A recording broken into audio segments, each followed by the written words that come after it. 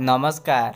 ଆଜି ଆମେ ଜାଣିବା ମାନବ ଜୀବନର ସେହି ଦୁଇଟି ଗୁରୁତ୍ୱପୂର୍ଣ୍ଣ ଶକ୍ତି ବାବଦରେ ଯିଏ ଆମକୁ ଜଣେ ଭଲ ମଣିଷ କିମ୍ବା ଜଣେ ଅସୁର ହେବାରେ ସାହାଯ୍ୟ କରିଥାଏ।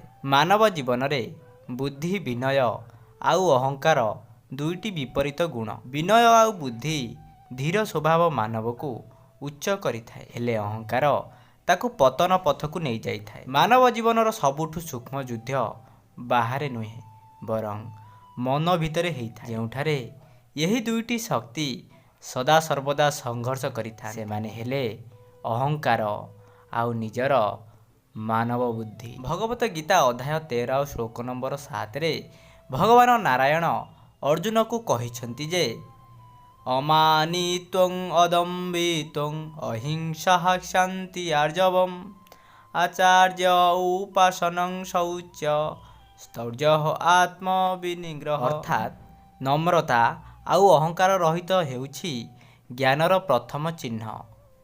ଏହା ଦେଖାଯାଏ ଯେ ବିନୟ ହେଉଛି ଶ୍ରେଷ୍ଠ ଗୁଣ। ପୁରାଣରେ ମଧ୍ୟ ଅହଙ୍କାରର ଖରାପ ପରିମାଣ ବାରମ୍ବାର ଦେଖାଯାଏ। ଆପଣ ଜାଣିଥିବେ, ରାବଣର ଅହଙ୍କାର ସବୁକିଛି ହରେଇ ଦେଇଥିଲା। ଲଙ୍କପତି ରାବଣ ବହୁତ ଜ୍ଞାନୀ, ଶିବଭକ୍ତ ଓ ଶକ୍ତିଶାଳୀ ଥିଲେ, ତଥାପି ତାଙ୍କର କୁକର୍ମ ଥିଲା ନିଜର ଅହଙ୍କାର। ସେ ଭାବିଥିଲେ, ମୋ ପରି ଆଉ କେହି ନାହାନ୍ତି। ଏହି ଏକ ଭାବନା ତାଙ୍କୁ ଧ୍ୱଂସର ଦିଗକୁ ନେଇଯାଇଥିଲା। ସେ ଶକ୍ତିଶାଳୀ ଓ ଜ୍ଞାନୀ ମଧ୍ୟ ଥିଲେ, କିନ୍ତୁ ତାଙ୍କର ଅହଙ୍କାର ବିନାଶର କାରଣ ହେଲା। ମହାଭାରତ କଥା ଦେଖନ୍ତୁ, ଦୁର୍ଯ୍ୟୋଧନ ମଧ୍ୟ ସତ୍ୟକୁ ଜାଣିଥିଲେ, କିନ୍ତୁ ତାଙ୍କର ଅହଙ୍କାର ତାଙ୍କୁ ଅନ୍ଧ କରିଦେଇଥିଲା।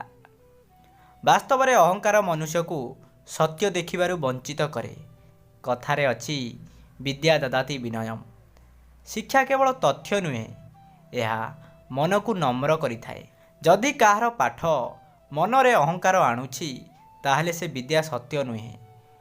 ବିନୟ ହେଉଛି ବିଦ୍ୟାର ସତ୍ୟ ପରୀକ୍ଷା। ହରେ କୃଷ୍ଣ।